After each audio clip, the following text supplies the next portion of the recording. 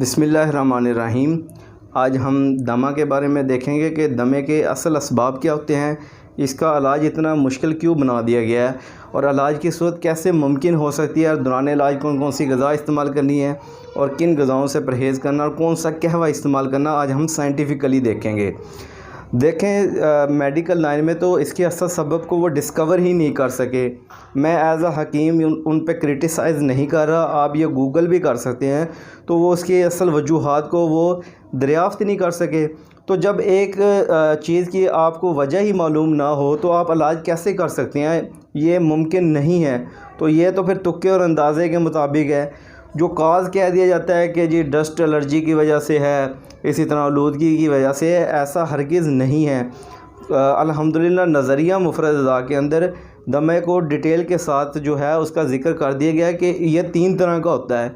एक बलगमी दमा है, एक जो है सुदावी खुश्की वाला दमा है, इसी तरह एक जो है सफ़रावी यानी कि गर्मी वाला दमा है। तो जब भी इसको एक अमराज़ लेके इलाज किया जाएगा तो इलाज में नाकामी ही मिलेगी, क्योंकि इसकी 3 सूरतें अलग अलग हैं, तो तीनों का इलाज भी अलग है।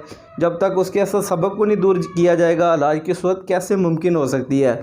तो आज हम जो बलगमी दमा के बारे में बात करेंगे कि ये बलगमी दमा क्यों हो जाता है, तो इसके इलाज की सूरत कैसे मुमकिन हो सकती है।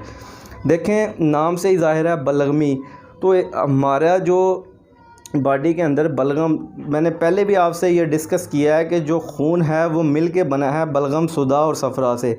तो ये जो बलगम होता है ये हमारी बॉडी की ज़रूरत है, जितना हमारा नर्व सिस्टम है, नर्व टिश्यूज़ हैं, ये उनकी ग़िज़ा बनता है। लेकिन ये इस कदर ज़्यादा बढ़ जाता है कि जो हमारी हवाई नालियाँ होती हैं, रेस्पिरेटरी सिस्टम है, क्योंकि उसके अंदर बहुत पहले मोटी हवाई नाली है, फिर आगे ये शाख दर शाख होती हुई बारीक बारीक नालियाँ हो जाती है। तो इनमें म्यूकस, ये बलगम है, ये रुकना शुरू हो जाता है और ये इतना बढ़ जाता है कि हवा की आमदोरफ्त के अंदर रुकावट बन जाता है, जिसकी वजह से सांस लेने में दुश्वारी आती है। अगर बाज़ सूरतों के अंदर खांसी का जो दौरा शुरू हो जाता है। और यहाँ एक बात हमेशा याद रखें कि ऐसी सूरत के अंदर बलगमी दमा में जब भी खांसी होगी उसके साथ बलगम खारिज होगी, यानी अगर थूक भी आएगा उसके साथ कच्ची और चीड़ी जिसे कहते हैं और सफ़ेद रंग की बलगम होगी। तो ये इसके अंदर अलामत सबसे बड़ी जो पाई जाती है। उसके अलावा सांस लेने में दुश्वारी होती है, इसी तरह सीने में दर्द हो सकती है, खांस के जो चेस्ट वाली जगह है वहाँ पे दर्द हो सकती है। इसी तरह जो जितना भी रेस्पिरेटरी सिस्टम, क्योंकि हमारे नाक से शुरू होता है, तो नाक में साइनाइटिस जिसको कहते हैं, उसमें नाक की एलर्जी हो सकती है, गले में एलर्जी हो सकती है, केरा गिर सकता है, जितनी भी बलगमी अलामात होंगी वो पाई जाएंगी। तो यहाँ पे आप हमेशा याद रखें कि बलगम का इलाज कर दे तो इंशाल्लाह ये बलगमी दमा जो है ये ठीक हो जाएगा।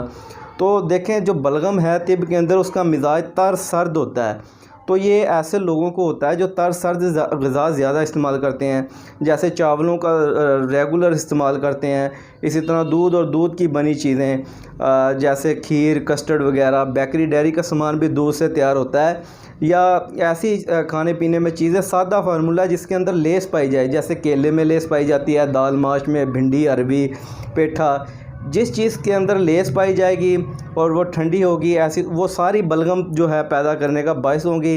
तो ये मसला हुआ करता है। और जो तंबाकू नोशी है, सिगरेट, ये भी बहुत ज़्यादा बलगम पैदा करती है। ऐसी सूरत के अंदर इसको भी इज्तनाब किया जाए। ये जो मैंने परहेज़ बताया, ये बिल्कुल चीज़ें बंद कर दी जाए, ठंडे बाज़ारी जूसेस, इसी तरह कोल्ड ड्रिंक, खाने पीने के अंदर खुशक गर्म, क्योंकि ये तरी सर्दी वाला मसला है। यहाँ जितनी जल्दी हो सके हरारत पैदा की जाए, जिगर के फंक्शन को तेज़ किया जाए, तो बाइल पैदा किया जाए, इंशाल्लाह ये मसला ठीक हो जाएगा।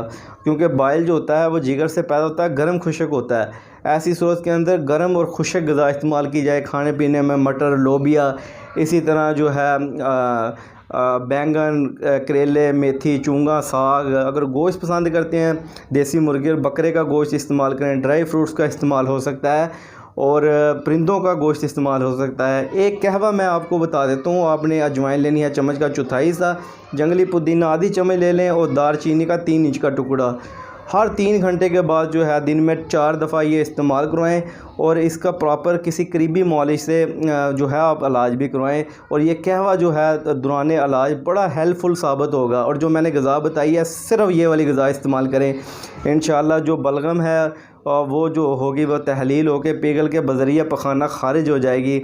और अगर नाक में भी अगर वो जम जाती है और नाक में रुकना शुरू हो जाती है, जिसकी वजह से नाक बंद रहता है, नाक में जितनी भी बलगमी जो है अलामात हैं इंशाल्लाह वो भी ठीक हो जाएंगी।